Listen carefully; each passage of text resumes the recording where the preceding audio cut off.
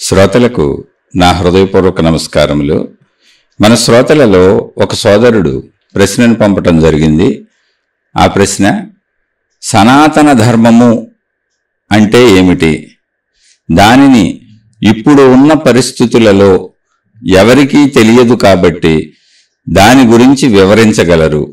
సనాతన ధర్మాన్ని ఎవరు కాపాడుతారు? దాని గురించి మా అందరికీ వివరించవలసిందిగా కోరుచున్నాను. సనాతన ధర్మము అంటే ఏమిటి? సనాతన ధర్మము అంటే మీరు గ్రహిస్తే, ఇందులో ఈ పదాన్ని గ్రహిస్తే, ఇప్పుడున్నటువంటి ఇతర విషయాలను, మన చుట్టూ ఉన్నటువంటి ఇతర విషయాలను గ్రహిస్తే అందులో ఏముందంటే మతాలు ఉన్నాయి. ఫలానా మతము అంటే మతాల పేర్లు ఉన్నాయి. మీరు చూసుకోండి, అన్నిటికీ మతములు ఉంటాయి. అవన్నీ దైవీ సంబంధమైనవే, అన్ని మతాలు. ఎన్ని మతాలు ఉన్నాయో మీరు చూసుకోవచ్చు. వాటిని మతములు అంటారు.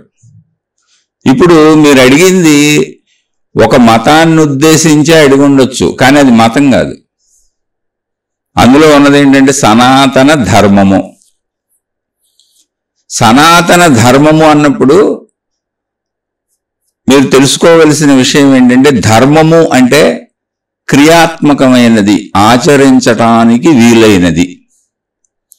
సనాతన అనే పదంలో అర్థం ఏంటంటే అత్యంత పురాతనమైనది, అత్యంత ఆధునాతనమైనది. అంటే ఎంతో ఎప్పటి నుంచి ఉంది అంటే మానవ జాతి ఉన్నప్పటి నుంచి ఉంది, అంత పురాతనమైంది. అత్యంత నూతనమైంది అంటే మానవ జాతి ఉన్నంత వరకు ఉపయోగపడేది. అది దాని ఉద్దేశం. సనాతనం అన్నప్పుడు ఏంటంటే, ఇదంతా మనం మాట్లాడుకునేది మానవ జాతి గురించేగా. మానవ జాతి ఉన్నప్పుడు నుంచి ఉంది అంటే మానవ జాతి ఎప్పటి నుంచి ఉంది తెలీదు. సృష్టి ఎప్పటి నుంచి ఉందో అప్పటి నుంచి మానవ జాతి ఉంది. అది ఎన్ని లక్షల కోట్ల సంవత్సరాలు తెలియదు, అంత పురాతనమైనది. ఓహో, అంత పురాతనమైందా, పాత చింతకాయ పచ్చడి అని మీరు అనుకుంటారేమో. కాదు, అత్యంత ఆధునికమైనది. అంటే మానవ జాతి ఉన్నంత వరకు ఉపయోగపడేది కూడా కాదు, ఆచరించవలసినది.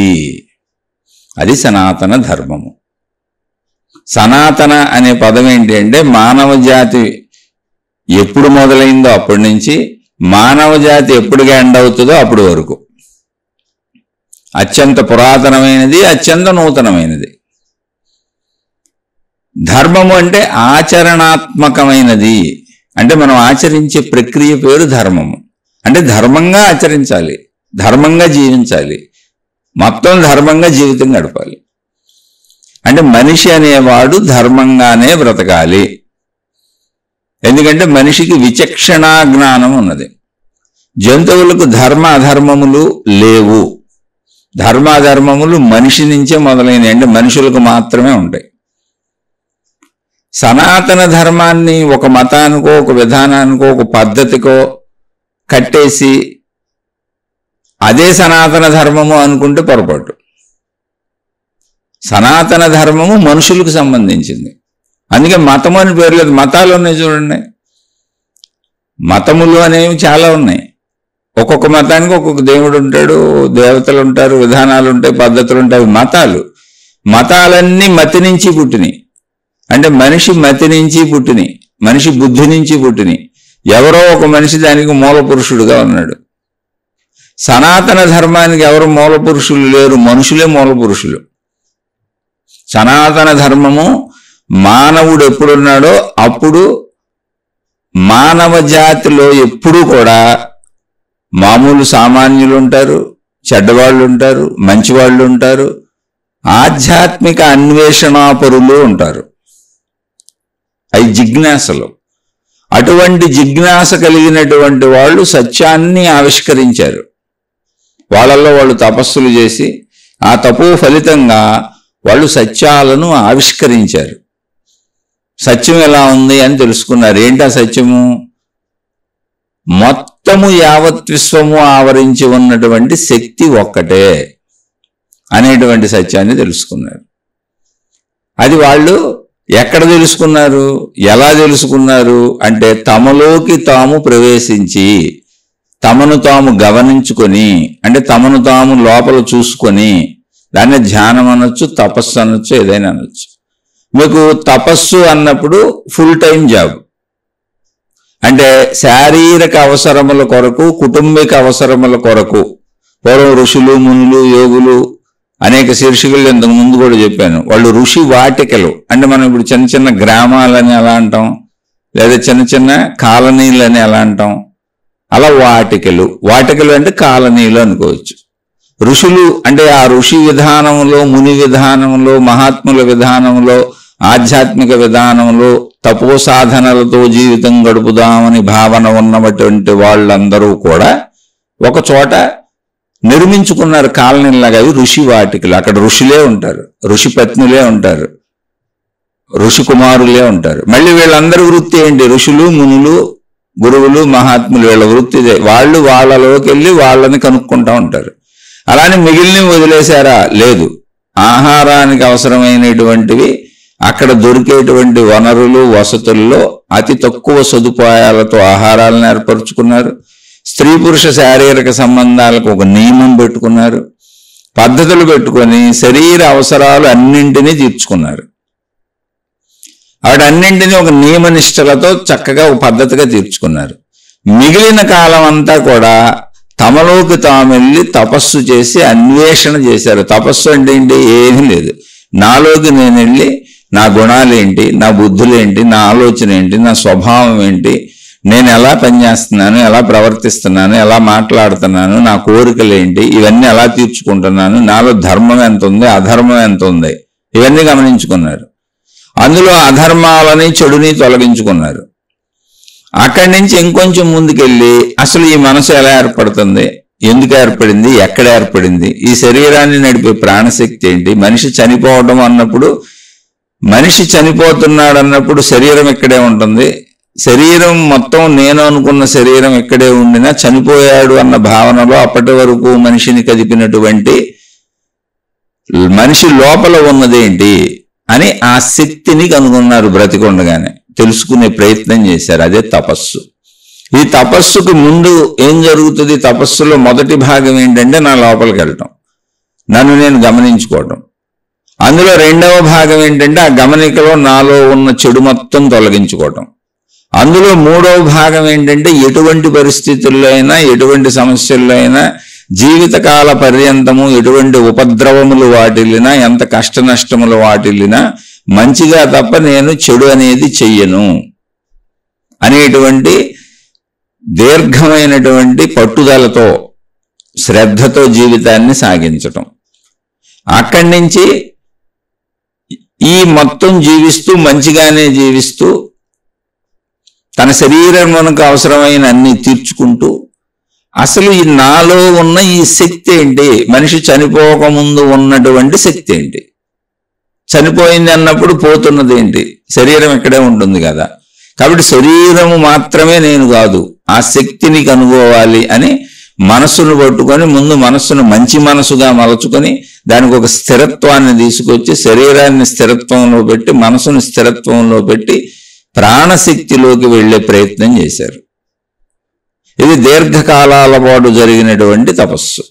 ఈ తపస్సుకి ఆధారంగా గృహస్థు జీవితాలే గడిపారు.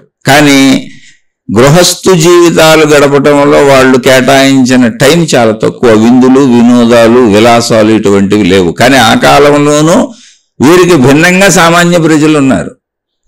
వీరు మొత్తం దీని మీదే ధ్యాస నిలిపారు. నాలో ఉన్న ప్రాణశక్తి ఏంటి, సృష్టిలో ఉన్నది ఏంటి, అసలు సృష్టి మొత్తం ఉన్నదేంటి, అసలు ఈ సృష్టికి కారణభూతం ఏంటి, నాకు కారణభూతం ఏంటి అనేటువంటి అన్వేషణలను చేసి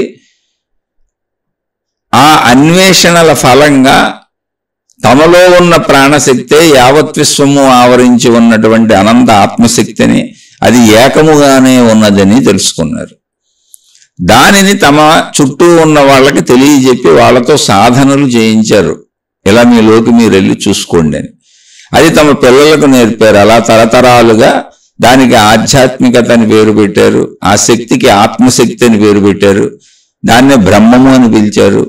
శక్తిగా అది ఏకమే, కానీ సృష్టిగా భిన్నత్వంగా కనపడుతుందని ఈ రెండిటి సమన్వయాన్ని, అంటే సృష్టి యొక్క భిన్నత్వాన్ని, ఆ భిన్నత్వంలో శక్తిగా ఉన్న ఏకత్వాన్ని తెలియజెప్పడానికి వాళ్ళకు అర్థమైన విషయాలను తెలియజెబుతూ దానికి ఆధ్యాత్మిక చదువని, ఆత్మజ్ఞాన చదువని, ఆత్మజ్ఞానమని ఆధ్యాత్మిక చదువు, ఆధ్యాత్మికము అని వాళ్ళు పిలిచారు. చదువు అని మనం తగిలించుకున్నాం.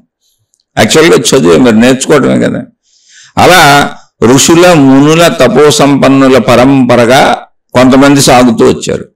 సామాన్య ప్రజలు విలాసాలతో విందులతో మళ్ళీ వాళ్ళు సాగారు. దొంగలు ఉన్నారు, దోపిడీ దొంగలు ఉన్నారు, అన్ని రకాల వాళ్ళు ఉన్నారు, వ్యసనపరులు ఉన్నారు, జోదగాళ్ళు ఉన్నారు. ఇప్పుడు ఎంతమంది ఉన్నారు, అప్పుడు అంతమంది ఉన్నారు. వీళ్ళంతా ఒక కేటగిరీ.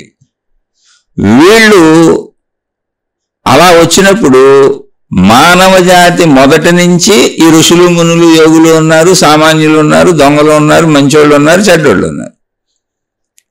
కాబట్టి వీళ్ళ చేత చెప్పబడినటువంటి ఆధ్యాత్మికత, వీళ్ళు తెలుసుకున్న సత్యము ఏదుందో, అనంత ఆత్మశక్తే సృష్టి మొత్తం ఉన్నది, అది శక్తిగా ఏకముగా ఉన్నది, సృష్టిగా భిన్నముగా కనపడుతున్నదంటే, అనిపిస్తున్నదంటే అది మానవునికి మాత్రమే. జ్ఞానంతో మీరు దాన్ని గమనిస్తే, తెలుసుకుంటే, సాధన చేస్తే, మీలోకి మీరు వెళ్ళగలిగితే, మీరు ఆ ప్రాణశక్తి వరకు జ్ఞానంతో ప్రయాణించి సాధనలు చేసుకోగలిగితే, శరీరాన్ని మనసుని నిలవరించగలిగితే, మీకు ఆ ఏకత్వము ఈ భిన్నత్వములోనే అర్థమవుతుంది. అప్పుడు ఏకత్వము భిన్నత్వము ఒకదానిలో ఒకటి కలిసే ఉన్నట్టు మీకు తెలుస్తుంది. అవి విడివిడిగా లేవు. భిన్నత్వంలో ఏకత్వం ఉంది, ఏకత్వంలో భిన్నత్వం ఉంది, రెండూ కలిసి ఒక్కటిగానే ఉన్నది అనేటువంటి అనుభవాన్ని చెప్పారు. అది సత్యము అని చెప్పారు. అది సత్యమే, అది మారదు. శక్తి సత్యము. యావత్ విశ్వము ఆవరించి ఉన్నటువంటి శక్తి ఏది ఉందో దానికి ఆత్మశక్తి అని పేరు పెట్టారు. అది స్థిరము, సత్యము. ఆ ఆత్మశక్తి అనేటువంటి ఏకత్వములోనే భిన్నత్వము అనేటువంటి సృష్టి ఉంది. అది కూడా స్థిరము, సత్యము, మారదు. ఈ భిన్నత్వము అనేటువంటి సృష్టిలోనే ఏకత్వము అనేటువంటి శక్తి ఉన్నది. రెండు ఒకటిగానే ఉన్నాయి. ఇది సత్యము, మారదు. కనుక భిన్నత్వములో జీవిస్తున్న జీవులందరూ ఆ ఏకత్వ సత్యాన్ని తెలుసుకోవడానికి మీ జీవన విధానాలను ఇలా గడపాలి అని, ఎలా గడపాలో చెప్పారు. ఆ ఎలా గడపాలి అన్నప్పుడు సత్యము ఆధారము కంటే ఏకత్వమైన సత్యము, ఆ ఏకత్వములోనే భిన్నత్వముగా ఉన్నటువంటి సృష్టి అనబడేటువంటి భిన్నత్వ సత్యము, రెండూ కలిసి ఒకటిగానే ఉన్నాయన్న సత్యమును గ్రహించి ఆ సత్యస్థితిని చేరుకోవటానికి మనం ఆచరించే విధానాలు, జీవన విధానము, క్రియాత్మకమైనటువంటి మన పనులు, మాటలు, చేష్టలు, నడక, నడత, ప్రవర్తన, ఇవన్నీ మొత్తంగా జీవితము అంటే కదలికలతో కూడిన జీవితము. అది ధర్మము అని చెప్పారు. ఆ ధర్మమునే మనం సనాతన ధర్మము అని పిలుచుకుంటున్నాం. ఎందుకనంటే అది ఎప్పటి నుంచి చెప్పబడిందో ఎవరికి తెలియదు. ఎందుకని? మానవ సృష్టి ఎప్పుడుందో తెలియదు. అది అసలు విషయం. మానవ సృష్టి ఎప్పుడు మొదలైందో తెలియదు. ఎందుకంటే మొదలు అనేది అసలు ఉంటుందా అనేది అనుమానం నాకు పర్సనల్గా. ఎవరైనా చెప్పొచ్చు 100 కోట్ల సంవత్సరాలు అప్పుడు ఇది ఏర్పడింది, అది ఏర్పడింది అని చెప్తా ఉంటారు. అది కాదు ఇక్కడ. నా పర్సనల్ అనుమానం ఏంటంటే శక్తికి పుట్టుక లేదు, శక్తికి నశింపు లేదు.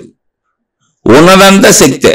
అంటే అది ఎప్పుడు మొదలవలేదు, అది ఎప్పుడు ఎండ్ అవ్వదు. అలాంటప్పుడు శక్తి ఎప్పుడుందో సృష్టి కూడా అప్పుడే ఉంది. అంటే శక్తి సృష్టి భిన్న భిన్నంగా లేవు. శక్తే సృష్టి, సృష్టి శక్తి. మనకి సృష్టి కనబడుతుంది, శక్తి కనబడతలేదు. సృష్టి ద్వారా మనం శక్తిని తెలుసుకునే ప్రయత్నం చేస్తున్నాం. అదే ఆత్మజ్ఞానం, ఆధ్యాత్మిక చదువు. శక్తికి మొదలంటూ స్టార్ట్ అవ్వటం అంటూ లేదు. శక్తికి నశింపు అంటూ ఎండ్ అవ్వటం అంటూ లేదు. దానికి భూత భవిష్యత్ వర్తమాన కాలములు లేవు. ఉన్నది అదే. అయినప్పుడు శక్తి ఎప్పుడుందో సృష్టి అప్పుడు ఉండే ఉంటది. సృష్టి ఎప్పుడుందో అప్పటి నుంచి సృష్టిలో ఉన్న అన్నీ ఉండే ఉంటాయి. అంతే జరిగింది. అంటే మానవుడు మొదటి నుంచి ఉంటాడు. మనకు మిగిలినది తెలియదు కాబట్టి మానవ జాతి. ఆ మొదటి నుంచి ఉన్న మానవ జాతి అంటే మొదటి నుంచి అనే పదం తప్ప అర్థం అవడానికి వాడుకుంటున్నాం. శక్తి ఉన్నప్పటి నుంచి ఉన్న మానవ జాతి. అయితే మానవ జాతి సృష్టి ఏం జరుగుతుంది? సృష్టి నశిస్తున్నట్టు కనపడుతుంది. మనుషులు వస్తున్నారు, కొంతకాలం పుడుతున్నారు, పెరుగుతున్నారు, కొంతకాలం ఉంటున్నారు, మరణం అనే దాంతో వెళ్ళిపోతున్నారు. అలా చెట్లు పొట్లు జంతువులు, అంటే మనకు పొట్లో గొట్లో సముద్రాలు నదులు తెలియదు, చెట్లు జంతువులు మనుషుల వరకు మనకు తెలుసు. అంటే మన ఆయు ప్రమాణంలో ఇది చూడగలుగుతున్నాం. కాబట్టి ఏదో నశింపు ఉన్నట్టు మనకు అనిపిస్తుంది. అది నశింపు కాదు, పంచభూతముల ద్వారా ఏర్పడినటువంటి సృష్టిది. ఈ విషయాన్ని మహాత్ములు చెప్పారు. పంచభూతముల కలయికల వలన, అంటే నిరంతర ఆత్మశక్తిలో ఉన్నటువంటి శక్తి యొక్క చలనము వలన పంచభూతములు ఆత్మశక్తిలో ఏర్పడుతూ, అంటే చలనం అంటే చైతన్యం అనే లక్షణము ఆ శక్తికి ఉంది. ఆ చైతన్యం వలన అది పంచభూత స్థితులను లక్షణములను కలిగి ఉండి, ఈ పంచభూత స్థితులు లక్షణములు మరలా చైతన్యముతో కలుస్తూ సృష్టి ఏర్పడుతున్నది అని మహాత్ములు చెప్పారు. ఏర్పడినటువంటి సృష్టి నిరంతరము కదులుతూ, ఎందుకంటే అది చైతన్య లక్షణము కనుక మార్పులు చెందుతూ చెందుతూ చెందుతూ అది పుట్టినట్టుగా అంతమైనట్టుగా మనకు అనిపిస్తున్నది అని చెప్పారు. అయితే జీవదశలో అనిపిస్తున్నది, దాన్ని శక్తి దశలో దర్శించటమే, అనుభవం పొందటమే, ఆ జ్ఞానం తెలుసుకోవటమే ఆత్మజ్ఞాన చదువు, ఆధ్యాత్మిక చదువు. అందుకని మానవ జాతి ఎప్పటి నుంచో చెబుతుందో తెలియదు కనుక ఇది ఎంత పురాతనమైనది వెనకదో మనకు తెలియదు. ఎందుకని? జీవిగా మనకి భూత భవిష్యత్ వర్తమాన కాలాలు ఉన్నాయి, శక్తిగా దానికి అసలు కాలమేం లేదు, ఉన్నదంతా అదే. కనుక మనం జీవిగా మాట్లాడుకుంటున్నాం కనుక అది ఎంత పురాతనమైందో తెలియదు. కానీ వెనక నుంచి ఈ సత్యము, ఈ ధర్మము చెప్పబడుతూ వస్తున్నది. కనుక చెప్పబడుతూ ఎప్పటి నుంచో వస్తున్నది కనుక దానిని సనాతనము, అంటే అతి పురాతనము అన్నారు. ఎంత పురాతనం అంటే మాకు తెలియదు ఎప్పుడు మొదలైంది ఇది. అంటే మనుషులు ఈ ధర్మాన్ని సత్యాన్ని ఆవిష్కరింపజేసుకొని చెప్పడం ఎప్పుడు మొదలైందో తెలియదు. కాల నిర్ధారణ లేదు, ఎంత వెనక్కి వెళ్ళి చూసినా ఉంది అది.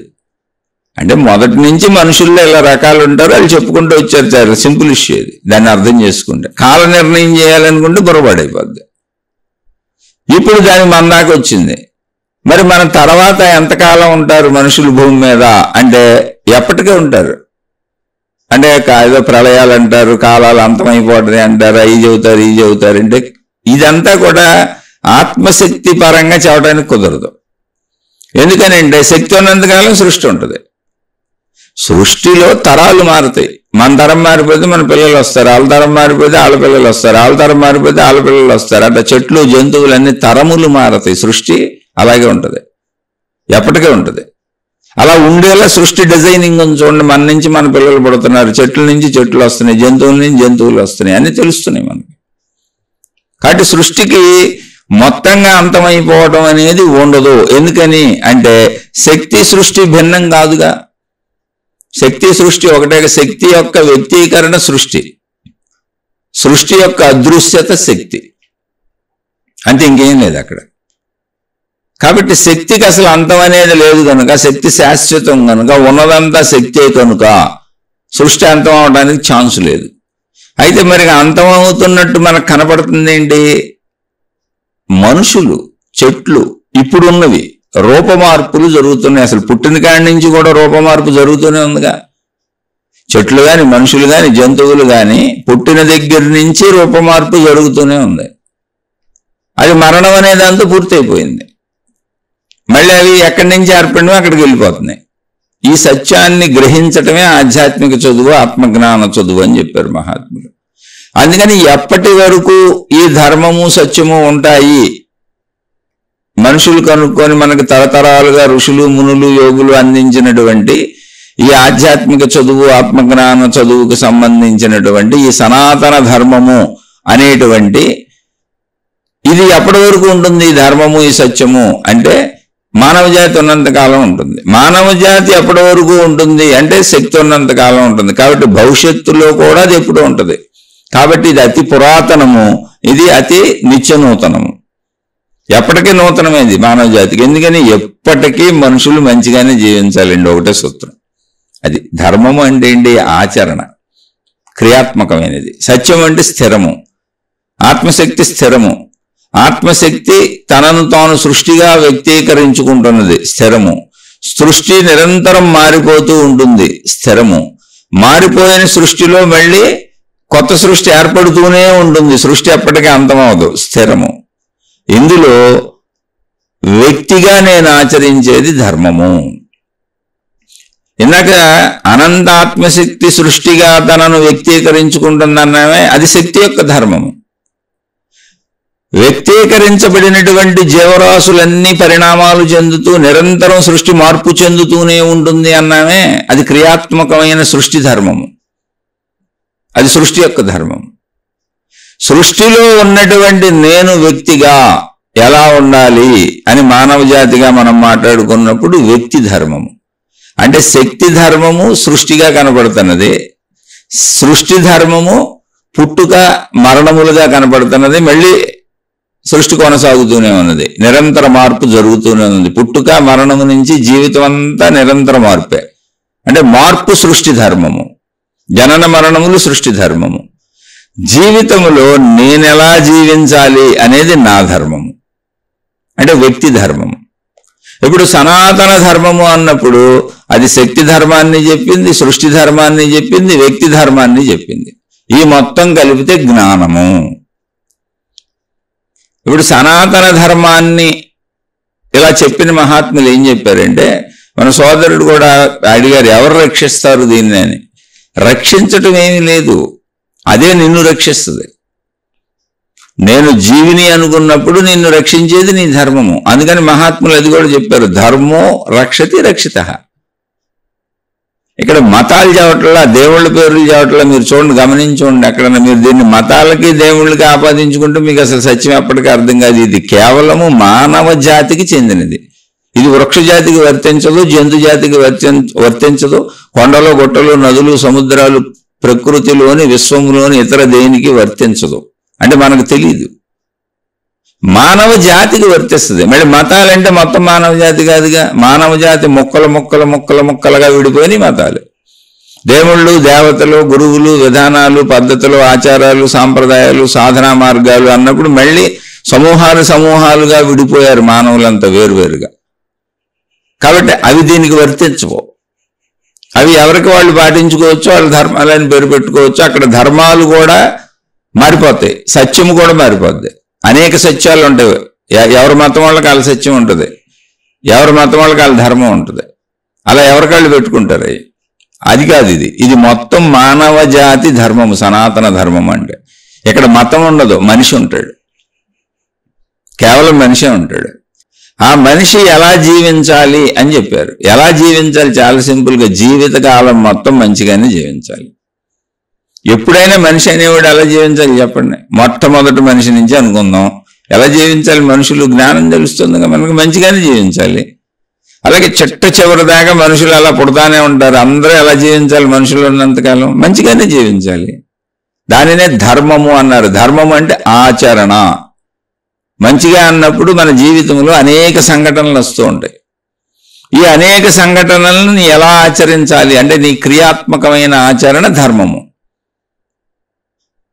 కాబట్టి ధర్మము అన్నప్పుడు, సనాతన ధర్మము అన్నప్పుడు శక్తి యొక్క చైతన్యతే దాని క్రియాత్మకత. అది తనలోనే తాను కదులుతున్నది, అందువలన సృష్టి వ్యక్తీకరించబడుతున్నది. అది శక్తి ధర్మము. వ్యక్తీకరించబడిన సృష్టి నిరంతర మార్పులకు లోనవుతున్నది, దానివలన జనన మరణములు ఏర్పడుతున్నాయి. అది సృష్టి ధర్మము. సృష్టి ధర్మములో ఏర్పడిన జనన మరణముల మధ్యలో జీవితం అనేది జీవికొస్తున్నది. అప్పుడు జీవి ఎలా జీవించాలి అనేది జీవి యొక్క ధర్మము, అది మానవ ధర్మము. మొత్తం కలిపితే సనాతన ధర్మము. ఇప్పుడు మన ధర్మం ఏంటి? ముందు అసలు నేను భౌతిక ప్రపంచంలో నాలాంటి అనేక జీవులు ఇక్కడ ఉన్నాయి కనుక విశ్వంలో ముందు ఈ శరీరము నేనన్న భావనలో, భేద భావనలో, విభేద భావనలో ఎలా జీవించాలి అంటే ధర్మంగా మంచిగా జీవించాలి. తర్వాత సృష్టి ధర్మము, శక్తి ధర్మము తెలుసుకోవాలి. నేనెవరు అనేది నేను తెలుసుకోవాలి. నేను అనంత ఆత్మశక్తిని అన్న ఆత్మ ఎరుకను పొందాలి. ఎందుకంటే ఆ ఎరుకను పొందటం నా ధర్మంలో భాగం. నేను అదే అయినప్పుడు దానికి ముందు ధర్మం ఏంటంటే నేను మంచిగా జీవించటం, మంచిగా జీవించాలి. అలా మంచిగా జీవిస్తేనే నేను ఆ ధర్మం దాకా వెళ్తాను. ఎందుకనంటే శరీర అదుపు నాకు వస్తుంది కనుక నేను అనంత ఆత్మశక్తిని తెలుసుకోగలుగుతాను. అటు ప్రయాణించేటువంటి దారి నాకు దొరుకుతుంది. ఇది ధర్మము అంటే. ముందు నువ్వు జీవించే జీవన విధానము, క్రియాత్మకమైనటువంటి నీ చర్యలు, నీ గుణాలు, నీ స్వభావం, నీ ప్రవర్తన, నీ అవసరాలకు నువ్వు చేసే ప్రయత్నాలు, ఇవన్నీ ధర్మంగా ఉండాలి. అందుకని మహాత్ములు ఏం చెప్పారు తెలుసా? ధర్మో రక్షతి రక్షితః. ధర్మాన్ని ఎవరు రక్షిస్తారు? సనాతన ధర్మాన్ని ఎవరు రక్షిస్తారు, ఎవరు కాపాడుతారు కాదు. దాంతో అసలు పని లేదు. దాన్ని, ఆ ధర్మాన్ని, సత్యాన్ని ఎవరు రక్షించక్కర్లా. అది శాశ్వతమైనది, అది శక్తితత్వం. దాన్ని ఎవరు రక్షిస్తారు? రక్షించాల్సిన అవసరం ఏమన్నా ఉంటే ఎవరికి ఉంది? మనకుంది, మనుషులకు ఉంది. జీవిగా మనకుంది. మనం తప్పులు చేస్తాం, ఒప్పులు చేస్తాం. దానివలన ఇతర జీవులు ఇబ్బంది పడతారు, ఇతర జీవుల వలన మనం ఇబ్బంది పడతాం. మనకి శారీరక మానసిక బాధలకు లోనవుతాం, కష్టాలకు లోనవుతాం, ఇబ్బందులకు లోనవుతాం. కాబట్టి రక్షణ మనకు కావాలి. ఈ రక్షణ ఎలా దొరుకుతుంది అంటే నేను మరణిస్తాను అనేటువంటి మరణ భయానికి సంబంధించిన రక్షణ అనంత ఆత్మశక్తి యొక్క ఎరుకను తెలుసుకోవడం వల్ల కలుగుతుంది. అది మరణ భయాన్ని పోగొడుతుంది. శరీరము నేను కాదని తెలుస్తుంది. నేను అనంత ఆత్మశక్తిని, కాబట్టి నాకు ఎప్పటికీ మరణం అనేదే ఉండదు అనేటువంటి ఎరుక అనుభవం కలిగినప్పుడు మరణ భయం పోద్ది. అది చివరిది. మరణ భయంతో నేను శరీరంతో జీవిస్తున్నప్పుడు ముందు మరణ భయం ఎప్పుడోగా వచ్చేది మరణం, అది తర్వాత సంగతి. ఇప్పుడు నేను బతకాలి కాబట్టి నేను చేసే ప్రయత్నాలలో అన్ని ధర్మయుత ప్రయత్నాలు మాత్రమే ఉండాలి. కాబట్టి ధర్మో రక్షతి రక్షితః. నువ్వు ధర్మాన్ని రక్షించు, ఆ ధర్మమే నిన్ను రక్షిస్తుంది అన్నారు. ధర్మాన్ని రక్షించడం అంటే ఏంటి? ధర్మాన్ని ఆచరించడమే ధర్మాన్ని రక్షించడం. ధర్మం అనే పదార్థం ఏం లేదు అక్కడ. ధర్మం అనే చెట్టో పుట్టో గొట్టో ఎవరూ లేరు అక్కడ. పదార్థమేం లేదు. ధర్మము అనేది మనిషి ఆచరించవలసినటువంటి క్రియ, ప్రవర్తన, గుణము, స్వభావము. మనిషి ఆచరించాలి అది. అలా నువ్వు ధర్మాన్ని ఆచరించటం ద్వారా ధర్మాన్ని బతికిస్తున్నావు. అది అలా ధర్మాన్ని రక్షిస్తున్నావు. అంటే నువ్వు ఆచరించడం చూసి ఎంతోమంది మళ్ళీ ఆచరిస్తారు దాన్ని. ఈ ధర్మం ఆచరించడం ఏంటండి? మళ్ళీ ఈ ధర్మం, ఎవరు ధర్మాన్ని ఆచరిస్తారో వాళ్ళని ధర్మం రక్షించడం ఏంటండి అంటే ఏమీ లేదు. నువ్వు ఎవరితోనైనా మంచిగున్నావు, వాళ్ళు నీతో మంచిగానే ఉంటారు, చెడ్డగా ఎందుకు ఉంటారు? నువ్వు ఎవరినైనా మోసం చేసావు, వాళ్ళు నీతో మంచిగా ఉంటారా? ఖచ్చితంగా నీతో చెడుగా ఉంటారు, నిన్ను మోసం చేయాలని చూస్తుంటారు. లేదా నువ్వు మోసం చేసింది తిరిగి నీ నుంచి లాక్కోవాలని ప్రయత్నిస్తూ ఉంటారు. కాబట్టి నువ్వు ఎక్కడైనా ధర్మం తప్పితే, అంటే ఘర్షణకి వెళ్తే, మోసం చేస్తే, తప్పు చేస్తే, అన్యాయం చేస్తే, అక్రమం చేస్తే, దీనివలన నశించేది ఎవరు? నువ్వే.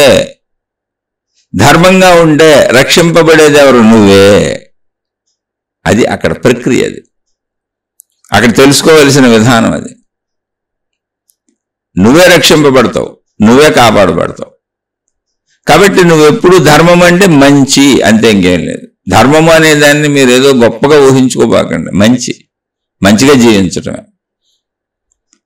అందుకని ధర్మాన్ని అసలు ఎవరో రక్షించాల్సిన అవసరతే లేదు. ధర్మం ఎప్పుడు శాశ్వతమైనది, స్థిరమైనది. అది సత్యము యొక్క స్వరూపము.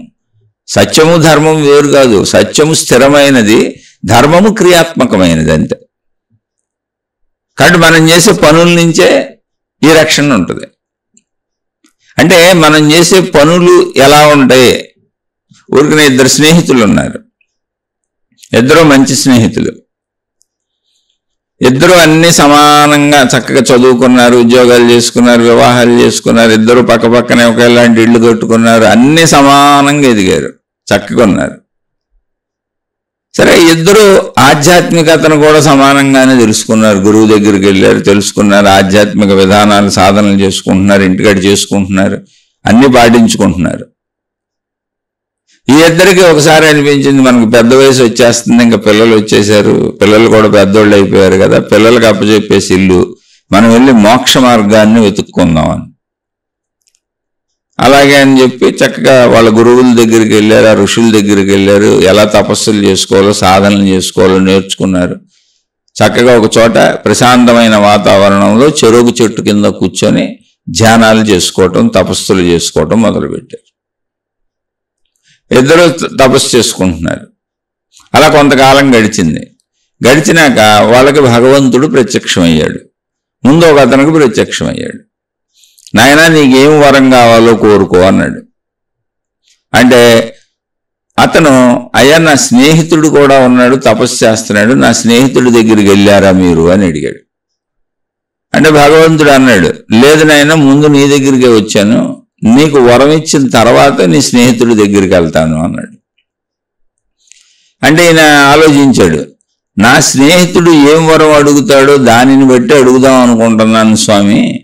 ఎందుకంటే మేము చిన్నప్పటి నుంచి ఇద్దరం ఒకరినొకరు చూసుకుంటూ ఒకరికొకరు పోలికలతో ఏమాత్రం తగ్గకుండా ఇద్దరం ఒకేలా ప్రయాణించుకుంటూ వచ్చాం. భౌతిక జీవితంలో ఇద్దరికి అన్ని సమానంగా సాధించుకున్నాం. ఎందుకంటే ఒకరినొకరు జాగ్రత్తగా చూసుకుంటూ పోల్చుకుంటున్నాం. ఇప్పుడు కూడా ఇద్దరం సమానంగా సాధించాలి, వాడికంటే తక్కువ ఉండకూడదు నేను.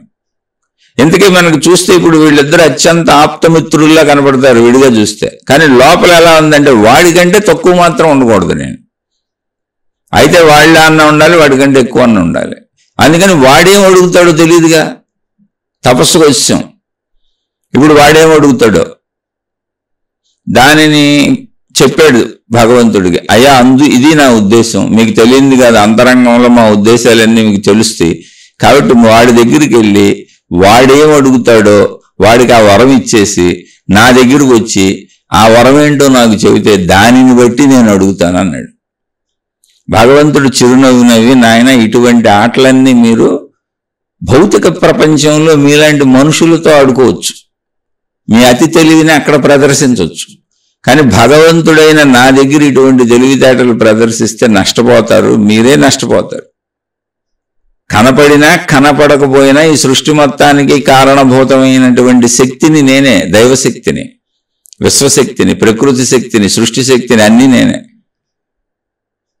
కానీ మీరు దేవుడిని తపస్సు చేశారు కనుక మీరు కోరిన రూపంలో వచ్చాను. నువ్వు ఏ రూపంలో ప్రార్థన చేసావో ఆ రూపంలో నీకు కనపడ్డాను అంతే, కానీ నేను శక్తిని. మీరు భౌతికంలో మీ ఇష్టం వచ్చినట్టు చేసుకుని ఆ కర్మఫలాలు అనుభవిస్తున్నారు, అక్కడ కర్మఫలాలు ఇస్తున్న శక్తిని కూడా నేనే. మళ్ళీ ఇక్కడ మీరు కర్మ కాల్చుకోకు, నీ దగ్గరికి వచ్చాను. ఒకవేళ నేను తిరిగి వెళ్ళిపోయానా, ఎందుకనంటే నేను శక్తిగా ఉన్నవాడిని రూపధారణ చేశాను నీకోసం. ఎందుకంటే నువ్వు ఈ రూపంలో నన్ను పిలుస్తున్నావు కనుక, ఈ నామంతో పిలుస్తున్నావు కనుక నీకోసం ఈ రూపధారణతో వచ్చాను.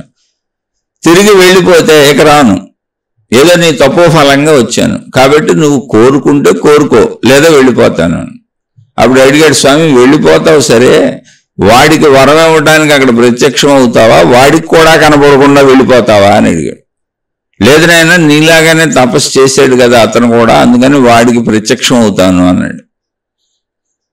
అంటే ఇప్పుడు నా దగ్గర నుంచి వెళ్ళిపోతే మళ్ళీ నా దగ్గరికి రావా అన్నాడు. లేదు నాయన దర్శనం ఇచ్చేసాను, నీ తపోఫలంగా వచ్చాను, కనపడ్డాను, అడిగాను, నువ్వు కోరుకోలేదు. నీకు దర్శనం ఇచ్చాను, నీ తపస్సు ఫలం అయిపోయింది. నువ్వు కోరుకుంటే ఇస్తాను, లేకపోతే వెళ్ళిపోతాను. మళ్ళీ నువ్వు ఎంత తపస్సు చేస్తే మళ్ళీ వస్తాను నీ దగ్గరికి. ఇప్పటికైతే నీ తపోఫలానికి సరిపోద్ది. వాడి తపోఫలానికి ఇంకా అవ్వలేదు కాబట్టి వాడికి ఇప్పుడు దర్శనం ఇస్తాను వెళ్ళి అన్నాడు. అయితే ఇప్పుడు దేవుడు వెళ్ళిపోతే చాలా ప్రమాదం అని, ఒక్క నిమిషం టైం స్వామి నేను కొద్దిగా ఆలోచించుకొని కోరుకుంటానని లోపల బాగా ఆలోచించాడు. వాడు ఏం కోరతాడబ్బా అని రకరకాలుగా ఆలోచించాడు. ఎంత ఆలోచించినా వాడేం కోరతాడో ఈయనకి అర్థం కావట్లా. అలాంటిదే కోరదాం లేదా అంతకంటే ఎక్కువ కోరదాం అంటే. అందుకని నేను భగవంతుడితో తెలివిగా ఒకడు చెప్పాడు. ఏమని అంటే, నా స్నేహితుడు ఏమి కోరినా దానికంటే రెట్టింపు నాకు ఇవ్వమని అడిగాడు. ఇంకా గొడవ లేదుగా, వాడు ఏం అడిగినా దానికి నాకు రెట్టింపు డబుల్ ఇవ్వు, ఇక గొడవ లేదు. వాడు ఏం కోరినా నాకు పర్వాలేదు అన్నాడు. భగవంతుడు చెప్పాడు, నాయన అతి తెలివితేటలు వద్దు, నీ జీవితం నువ్వు జీవించు, అసలు పక్కవాడిని చూడకో, స్నేహం చేయి, మంచిగుండు. మనుషులందరూ కలిసిమెలిసి లేకపోతే బ్రతకడం కుదరదు. ఎవరి ప్రాప్తతను బట్టి వాళ్ళకు ఉంటాయి, ఎవరి శ్రమను బట్టి, ఎవరి మంచితనాన్ని బట్టి, ఎవరి తెలివిని బట్టి, ఎవరి ప్రజ్ఞని బట్టి, ఎవరి శ్రద్ధను బట్టి వాళ్ళు పొందుతూ ఉంటారు. కనుక నువ్వు నీది కోరుకో. నువ్వు కోరుకున్న దాంట్లో నాకైతే నీకు అపాయమే సూచిస్తుంది, భగవంతుడిగా ముందే చెబుతున్నాను. వాడి జాస్ నీకెందుకు, నీకేం కావాలో అడుగు, మరలా హెచ్చరిస్తున్నాను అన్నాడు భగవంతుడు.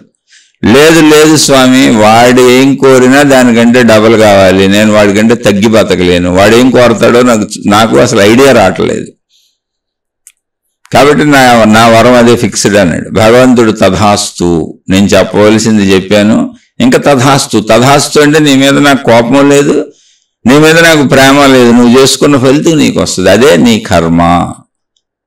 నువ్వు చేసిన కర్మల ఫలితమే నీ కర్మ. అది దుష్కర్మో పుణ్యకర్మో నువ్వు అనుభవానికి వచ్చినప్పుడు అనుభవిస్తావు, అంతే. తథాస్తు అని చెప్పి భగవంతుడు మాయమైపోయాడు. రెండవ వాడి దగ్గర భగవంతుడు ప్రత్యక్షమయ్యాడు. అప్పుడు రెండవ వాడు సేమ్ ఇలాగే అడిగాడు భగవంతుడిని, అయ్యా వాడి దగ్గరికి వెళ్ళారా అని. భగవంతుడు అన్నాడు, నాయన వాడి గొడవ నీకెందుకురా, నీకేం కావాలో నువ్వు కోరుకో, నీకు అయిస్తాను. నీ తపో ఫలంగా నేను చక్కగా నీ ముందు ప్రత్యక్షమయ్యాను.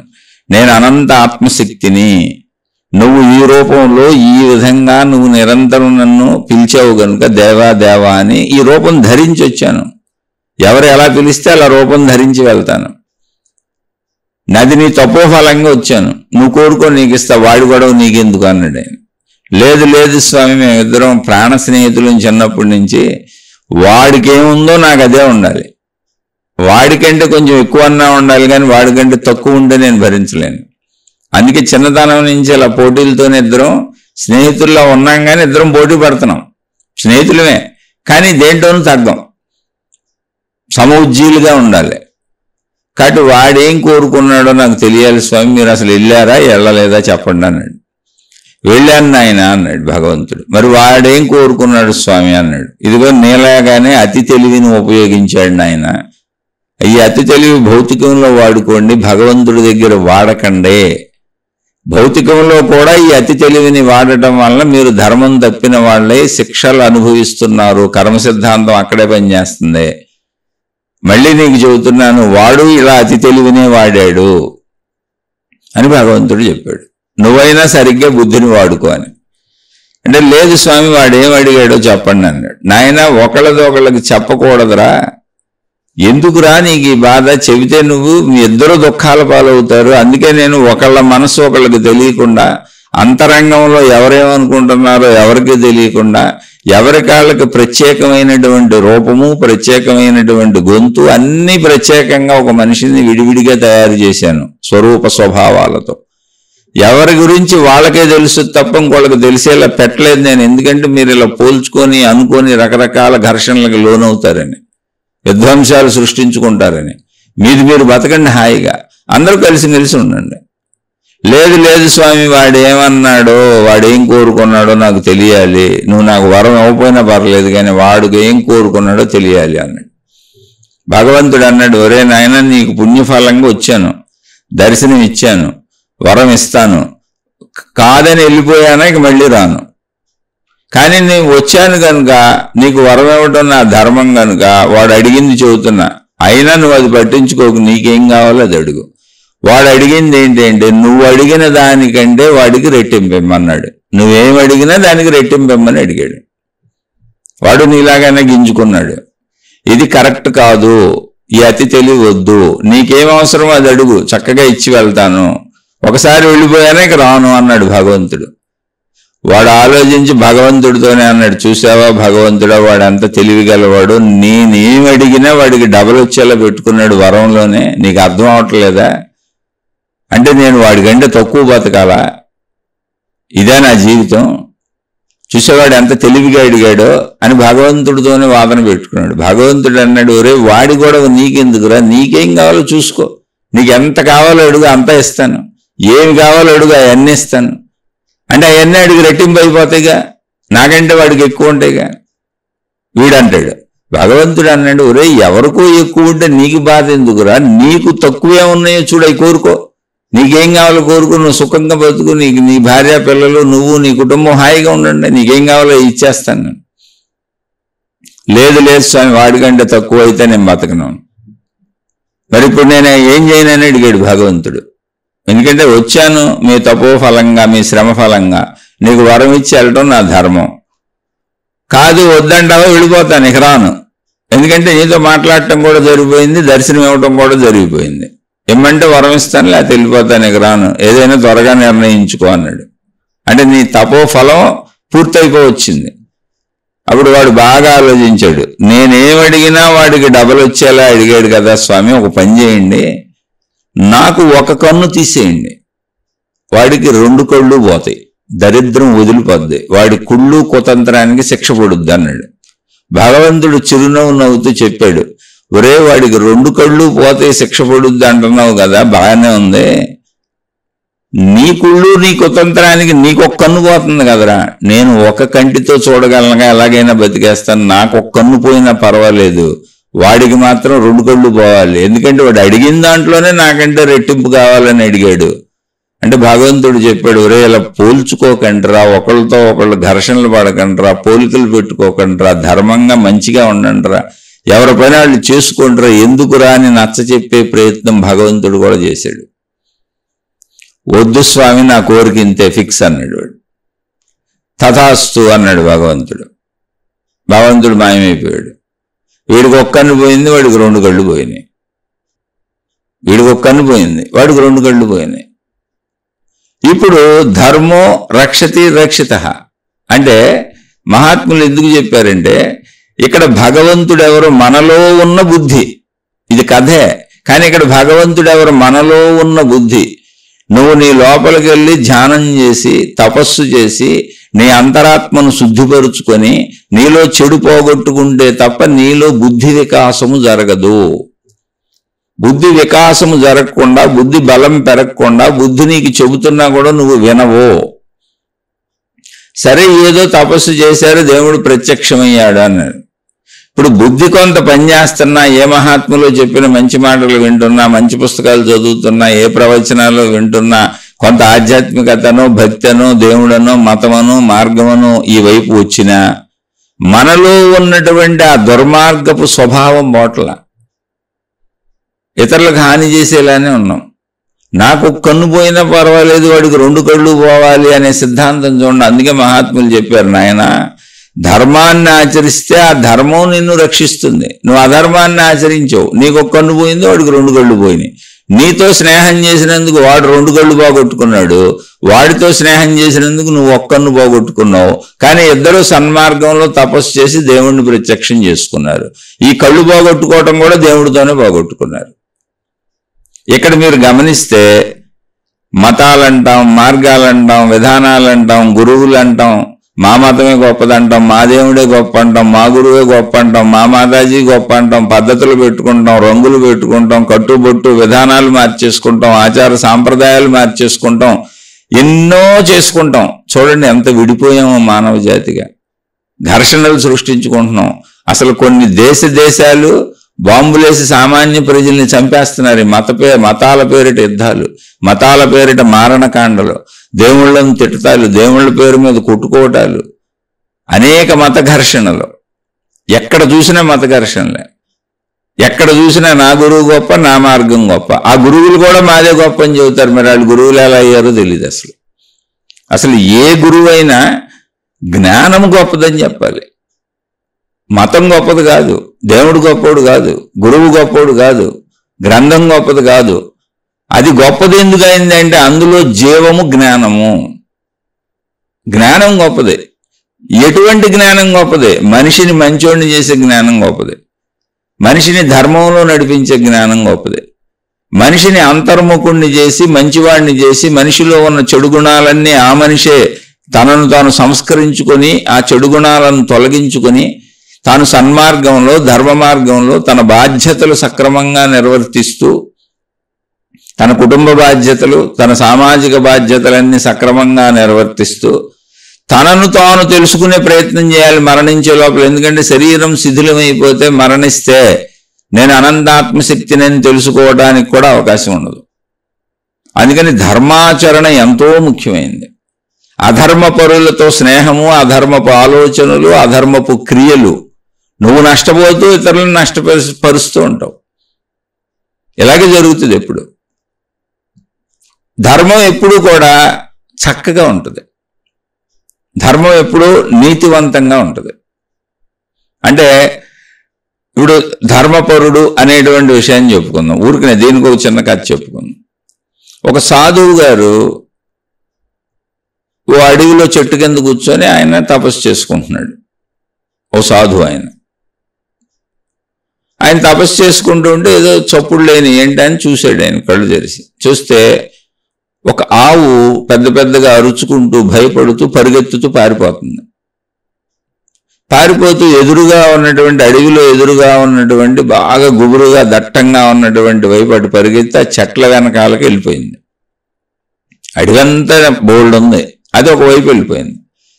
వెనకాల ఒక కసాయి వ్యక్తి, అంటే మాంసం అమ్ముకునేటువంటి ఒక మాంస వ్యాపారి ఆ ఆవు కోసం పరిగెత్తుకుంటూ వస్తున్నాడు.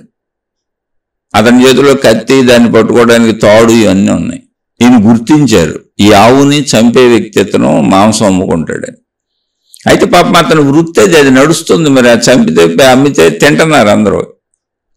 ఆవు కాకపోతే మేక అనుకోండి, మేకపోతే కాకపోతే కోడి అనుకోండి, మీ ఇష్టం ఏదో ఒకటి అనుకోండి. ఊరిన కథ ఇది.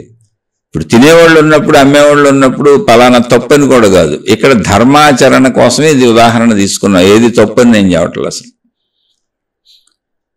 ఇప్పుడు అతను అలా పరుగెడుతూ ఆవు వెనక వచ్చాడు. ఈ రోడ్లో రావటం చూశాడు, కానీ ఆవు అక్కడి నుంచి ఎటు వెళ్ళిపోయిందో అతనికి తెలియట్లేదు. దాన్ని వెనకబడి పట్టుకోవాలంటే, ఎందుకంటే దాన్ని కొనుక్కున్నాడు. అతను అమ్మేసిన వాళ్ళ దగ్గర నుంచి కొనుక్కున్నాడు. ఇప్పుడు దాన్ని తీసుకెళ్ళి దాన్ని చంపి దాని మాంసాన్ని అమ్ముకుంటే తప్ప అతనికి ఆదాయం ఉండదు. అతని కుటుంబ వృత్తి అది.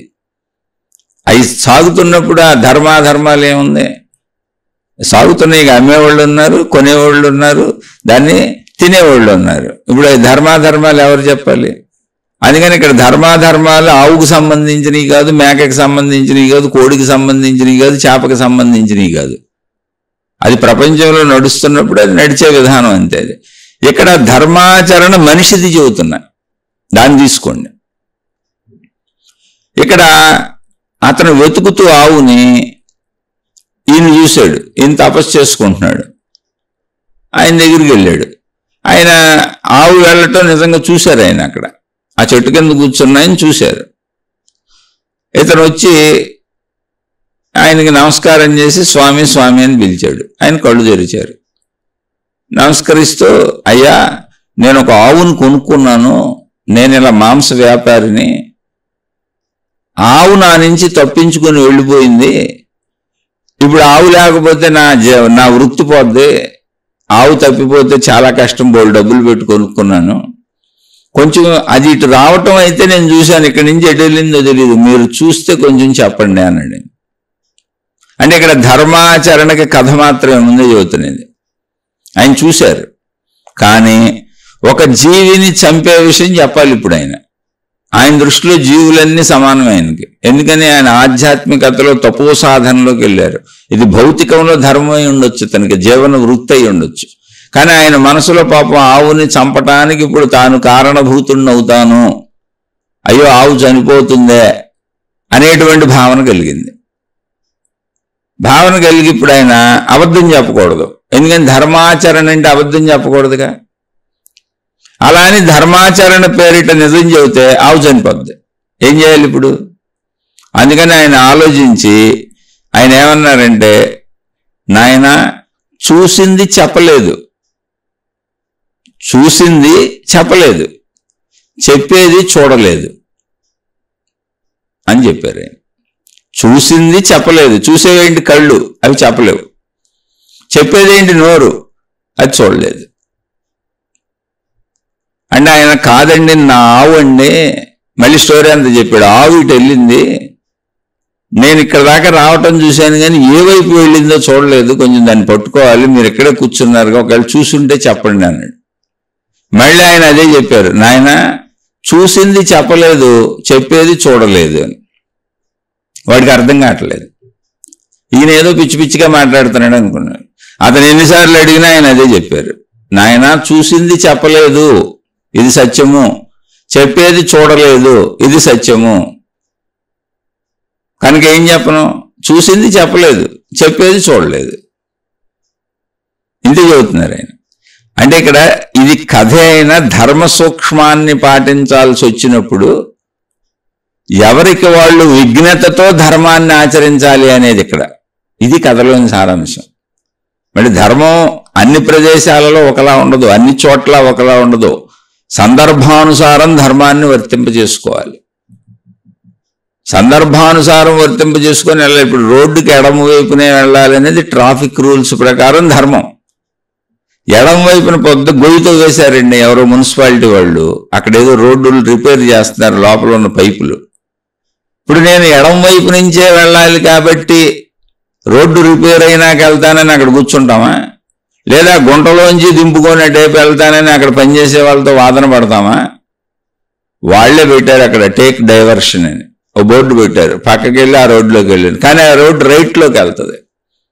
వచ్చే వాహనాలు ఉంటాయి, వెళ్ళే వాహనాలు ఉంటాయి. ఇలా మీకు ట్రాఫిక్లో అనేక చోట్ల టేక్ డైవర్షన్ అని ఒకే రోడ్లో వెళ్ళే వాహనాలు వచ్చే వాహనాలను పంపుతూ ఉంటారు. ఎందుకని? ఇటువైపు రిపేర్లు చేస్తూ ఉంటారు, రోడ్డు రిపేర్లు కానీ ఇంకేమైనా. కాబట్టి ధర్మం అనేది స్థిరంగా ఉండదు, మార్పులు చెందుతూ ఉండదు పరిస్థితులకు అనుగుణంగా. అప్పుడు నువ్వు మారిపోవాలి.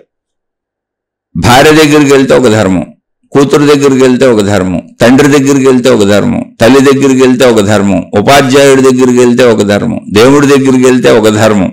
అంటే అక్కడ పాటించవలసిన విధులని. దేవుడు కనపడతాడని కాదు.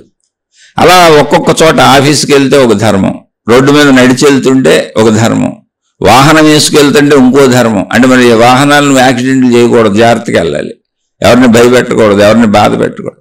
ఇలా ధర్మాచరణ పరిస్థితులను బట్టి సమయ సందర్భాలను బట్టి మారిపోతూ ఉంటుంది. అందుకని ధర్మో రక్షతి రక్షితః. కాబట్టి ధర్మాన్ని ఎవరు రక్షిస్తారు పాయింట్ కాదు అసలు. ధర్మాన్ని ఎవరు రక్షించక్కర్లేదు, అది శాశ్వతమైనది. అది అనంత ఆత్మశక్తి యొక్క స్వరూపము, సత్యము. సత్యము క్రియాత్మకమైనప్పుడు ధర్మం అవుతుంది. కాబట్టి నువ్వు ధర్మంగా ఉన్నావా లేదనేది పాయింట్ అక్కడ. అందుకని ధర్మాన్ని ఎవరు పాటిస్తున్నారో వాళ్ళు ధర్మాన్ని బ్రతికిస్తున్నారు. ఇప్పుడు నేను ధర్మంగా జీవిస్తాననుకోండి, నన్ను చూసి నా కొడుకు ధర్మంగా జీవిస్తాడు, నా కూతురు ధర్మంగా జీవిస్తుంది, నా భార్య ధర్మంగా జీవిస్తుంది.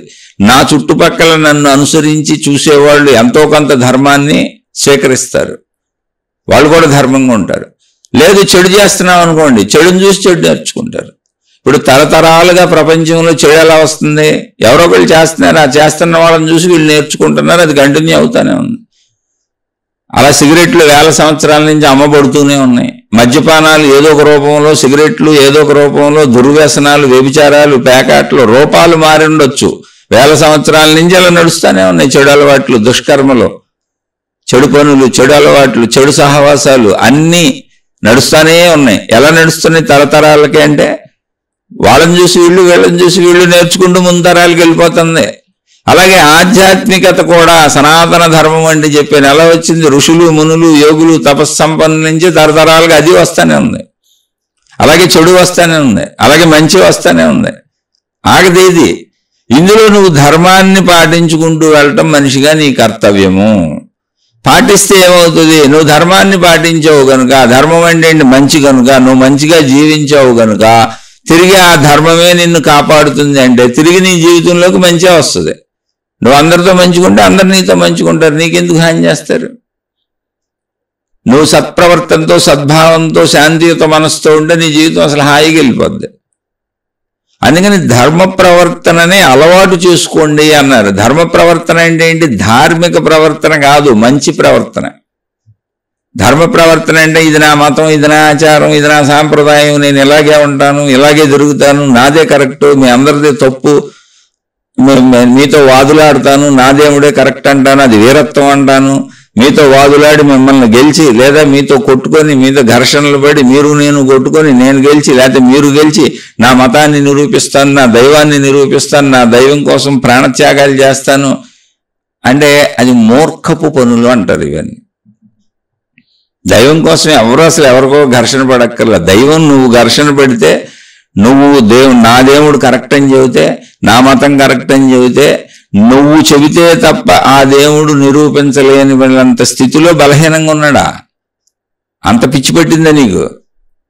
దైవత్వాన్ని నువ్వు నిరూపించాలా, దైవత్వాన్ని నువ్వు ప్రచారం చేయాలా, దైవత్వాన్ని నువ్వు నిలబెట్టాలా, దేవుడు అనేటువంటి ఆ దైవత్వ స్థితిని నువ్వు కాపాడాలా, నువ్వు రక్షించాలా. మొత్తం విశ్వాన్ని కాపాడుతుంది ఆ దైవత్వ స్థితి. నువ్వు అందులో ఒక ధూళి కణం. అది తెలుసుకుంటే అసలు ఎవరితో ఘర్షణ పడవో ఆ స్థితిని, ఆ శక్తిని, ఆ దైవశక్తిని తెలుసుకునే ప్రయత్నం చేస్తావు. అందుకని ఎంత మూఢత్వంలో ఉన్నామో కూడా తెలుసుకోండి. దేవుణ్ణి మనం కాపాడక్కర్లా, దేవుణ్ణి మనం రక్షించక్కర్లా. దైవ ప్రచారాలు, దైవ కార్యాలు, దేవుడికి సంబంధించి చేయటాలు, ఇవన్నీ మనం దేవుణ్ణి కాపాడుతున్నాం, రక్షిస్తున్నాం, స్థాపిస్తున్నాం, స్థిరపడుతున్నాం. ఇప్పుడు మన సోదరుడు కూడా అడిగాడు, ఈ సనాతన ధర్మాన్ని ఎవరు రక్షిస్తారని. ధర్మాన్ని ఒకళ్ళు రక్షించటం ఏంటండి? ధర్మమే అందరినీ రక్షిస్తుంది. ఎక్కడైనా సరే జరిగేది అదే. అలాగే దేవుణ్ణి ఒకడు కాపాడటం ఏంటంటే ప్రార్థనాలయాలను, ప్రచారాలను దేవుణ్ణి ఒకడు బలపరచటం ఏంటి? దేవుణ్ణి ఒకడు ప్రచారం చేసేసి దేవుడు గొప్పవాడని ప్రజల్ని నమ్మించేయటం ఏంటి? అసలు దేవుడి కంటే, దైవశక్తి కంటే గొప్పది భూమి మీద ఏముంటది? నువ్వు ఒక అల్పుడివి, నువ్వు ఒక ధూళి కణానివి. నీకు నచ్చితే నువ్వు చేసుకో, అంతే. వాదోపవాదాలు, తర్క వివాదాలు లేవు. నా దేవుడే గొప్ప, నా మతమే గొప్ప, నేను గొప్ప, నా విధానం గొప్ప అన్నావు అంటేనే నువ్వు పరదేవుణ్ణి దూషిస్తున్నావు, పరమతాన్ని దూషిస్తున్నావు. అన్నింటిలో ఉన్న శక్తి ఒకటే, నువ్వు మూర్ఖ మార్గంలో ప్రయాణిస్తున్నావు. అందుకని ధర్మము అంటే ఏంటంటే ముందు మొత్తం శక్తిని తెలుసుకో. మొత్తం విశ్వవ్యాప్తముగా ఉన్నటువంటి శక్తి ఒక్కటే అనేటువంటి తత్వాన్ని మహాత్ములు చెప్పారు, కనుగొన్నారు. అదే మనలో ఉన్న ప్రాణశక్తి. సృష్టి మొత్తం ఉన్నటువంటి యావత్ విశ్వము ఆవరించి ఉన్నటువంటి దివ్యశక్తి అదే అని మన మహాత్ములు కనుగొని తమలో తాము తపస్సులు చేసి కనుగొని, మీరు కూడా ఇలా తపస్సులు చేయండి, ఇలా కనుగొనండి అని మనకి మార్గాలను బోధించారు. అది ఏకశక్తి అయినప్పుడు ఆ ఏకశక్తిని అనేక మంది అనేకంగా భావించుకొని, అనేక మతాలు పెట్టుకొని, అనేక దేవుళ్ళు పెట్టుకొని, అనేక విధానాలు పెట్టుకొని, అనేక సాంప్రదాయాలు పెట్టుకొని, అనేక పద్ధతులు పెట్టుకొని, పాపం అర్థం కాక కింద నుంచి అలా నడిచెళ్దామని అనేకముగా ఏర్పాటు చేసినటువంటి విధానాలను, అది మహాత్ములు తెలివితో ప్రజ్ఞతో ఏర్పాటు చేసిన విధానాలు అవి. ఎందుకని శక్తి అంటే తెలియట్లేదని.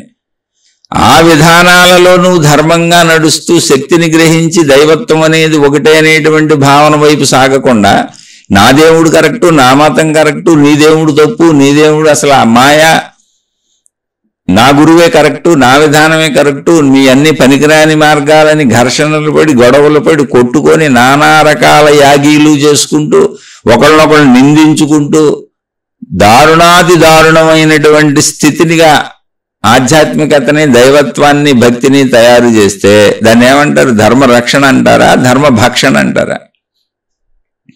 అటువంటి ధర్మ భక్షణ చేసే వాళ్ళని ధర్మం ఎప్పుడూ రక్షించదు.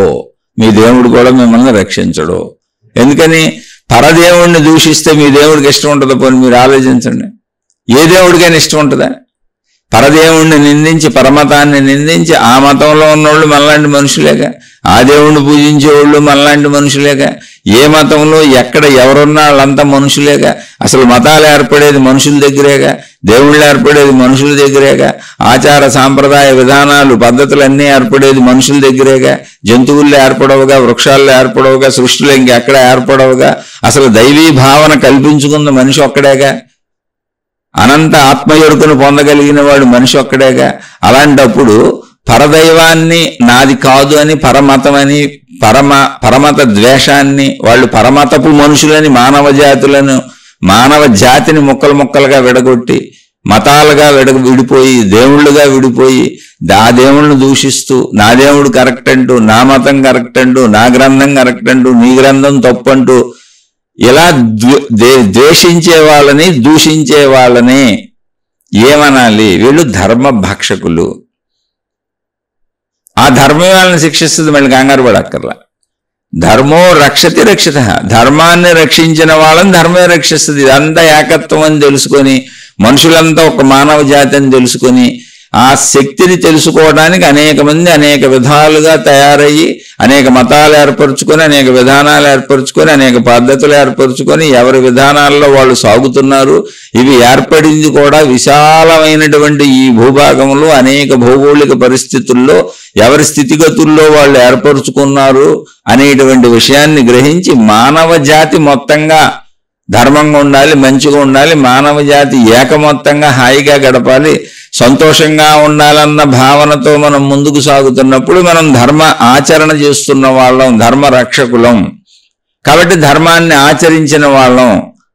ధర్మో రక్షతి రక్షిత అంటే ధర్మ రక్షకులం మనం. అప్పుడు ఏకత్వ భావంతో ఎవరిని బాధ పెట్టట్లేదు, ఎవరికి హాని చేయట్లేదు.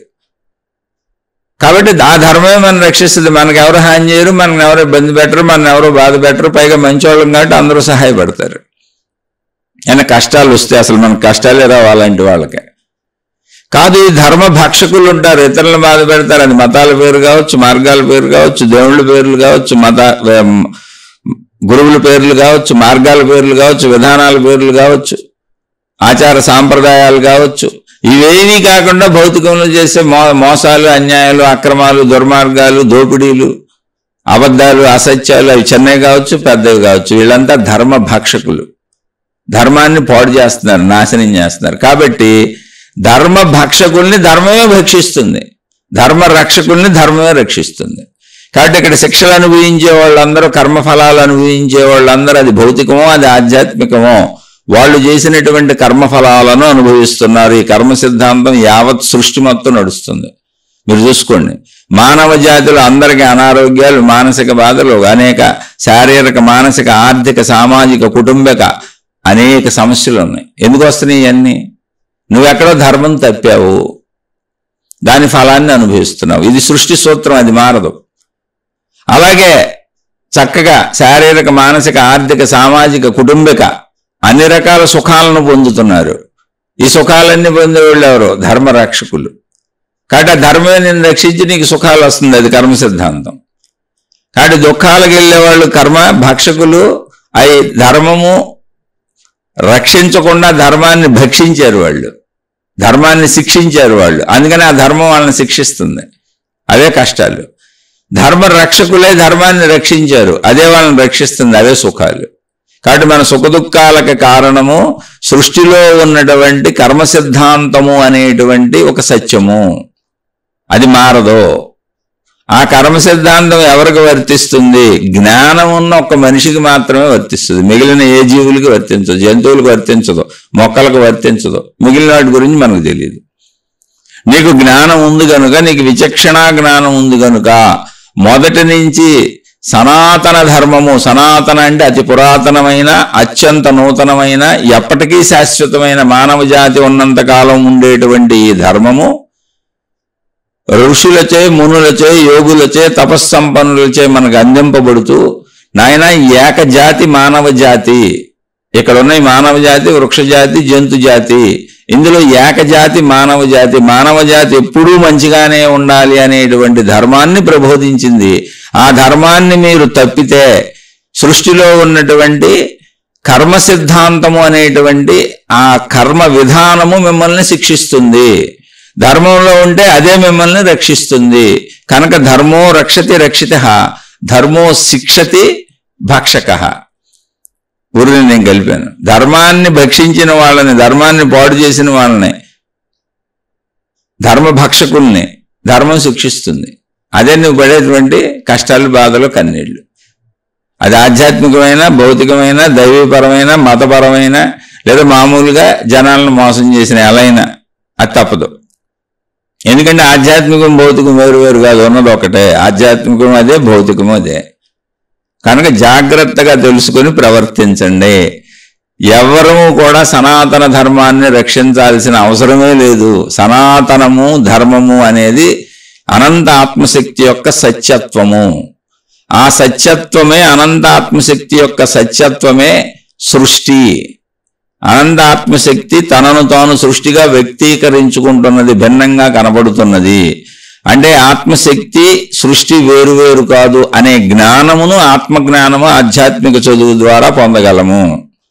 ఆ జ్ఞానమును పొంది, అది పొందే వరకు మానవుడిగా మంచి జీవితాన్ని జీవించి భౌతికముగా, ఆధ్యాత్మికములో ఆ తత్వాన్ని తెలుసుకొని అది ఏకత్వమే అనేటువంటి మానవ జాతి మొత్తం, సృష్టి మొత్తం ఏకత్వమే, అనంతాత్మశక్తి అనే భావనలో నువ్వు జీవించినప్పుడు నువ్వు ధర్మ రక్షకుడై ఉన్నావు, ధర్మాన్ని కాపాడుతున్నావు. కనుక ఆ ధర్మమే నిన్ను శాశ్వతుడిని చేస్తుంది, అనంత ఆత్మస్వరూపుణ్ణి చేస్తుంది. మరణం అనే దాని నుంచి కూడా నిన్ను రక్షించి, మరణం అని దేనికి? శరీరానికి. శక్తికి మరణం లేదుగా. కాబట్టి నిన్ను మరణం నుంచి కూడా రక్షించి అనంత ఆత్మశక్తి అనే ఎరుకని క్రియేట్ చేస్తుంది. అనంత ఆత్మశక్తి స్వరూపుడుగా నువ్వు స్థిరపడి ఉంటావు, శాశ్వతుడుగా ఉంటావు, మరణం లేదన్నటువంటి అత్యున్నత ధైర్యంతో ఉంటావు. శరీరం మరణించడాన్ని మరణంగా భయంగా భావించవు. అటువంటి స్థితికి ఈ ధర్మం నిన్ను చేరుస్తుంది. ఎప్పుడంటే నువ్వు భౌతికంలో అతి తక్కువ స్థాయి నుంచి, నేను మనిషిని అనే మామూలు స్థాయి నుంచి మంచిగా జీవించుకుంటూ ధర్మంగా జీవించుకుంటూ వెళ్తే, ధర్మము యొక్క తారాస్థాయి ఏంటంటే నేను అనంత ఆత్మశక్తిని అన్న ఎరుకను నీకు కలిగింపజేయుట. ఇక అక్కడ నీకు అసలు ఎటువంటి విధానం లేదు. ఎక్కడ ధర్మం తప్పావో సృష్టిలోనే ఉన్నటువంటి కర్మ సిద్ధాంతము నీపై పనిచేస్తూ ఉంటుంది. ధర్మం తప్పినా పనిచేస్తుంది, ధర్మంతో ఉన్నా పనిచేస్తుంది. ఎందుకని అది చలన ప్రక్రియ, సుఖదుఖములకు అదే కారణం. కాబట్టి శిక్షల రక్షల అనేవి నీ ధర్మాచరణలో తప్పులా రైట్లా అనే దాని మీద ఉన్నాయి. నువ్వు ధర్మ రక్షకుడు అయితే నీకు ధర్మ రక్షణ ఉండి అన్ని సుఖాలు మంచులు జరుగుతూ ఉంటాయి. నువ్వు ధర్మ భక్షకుడు అయితే నీకు అన్ని కష్టాలు బాధలు కన్నీళ్లు ఉండి ధర్మం నిన్ను శిక్షిస్తూ ఉంటుంది. అదే కర్మ సిద్ధాంతము. సింపుల్. ఈ సత్యాన్ని తెలుసుకోండి. మనం ధర్మంగా జీవించడమే తప్ప మనమేదో ధర్మాన్ని రక్షించవలసిన అవసరం అగత్యం ఎప్పటికీ లేదు. సనాతన ధర్మము అంటే మానవ జాతికి సంబంధించిన మానవుడు ఉండవలసినటువంటి ధర్మమైన మంచిగా బతకవలసిన తీరుతెన్నులు. అది సనాతన ధర్మం, మనిషికి సంబంధించింది. అది ఒక మతం కాదు, మతానికి సంబంధించింది అసలు కాదు, మానవ జాతికి సంబంధించింది. మనుషులు మంచిగా మాత్రమే బతకాలి అని చెబుతూ మనిషి అనంత ఆత్మస్వరూపుడు అనేటువంటి స్థితి వరకు మనిషిని ప్రయాణింపజేయడానికి అవసరమైన మొత్తం గమ్యము, మార్గము, బోధన అన్నీ అందులో ఉన్నాయి సనాతన ధర్మంలో. ఇది సనాతన ధర్మం. కాబట్టి మనిషిగా మన ధర్మాన్ని మనం పాటిద్దాం. మనం అనంత ఆత్మస్వరూపులం అనేటువంటి సనాతన సత్యాన్ని, సనాతన ధర్మాన్ని తెలుసుకుందాం. మన ఆత్మస్థితిని మనం పొందే ప్రయత్నం చేద్దాం. శుభమస్తు. మీకు మీ కుటుంబ సభ్యులకు మేలు చేకూరుగాక. మరలా మరొక కొత్త శీర్షికతో కలుసుకుందాం.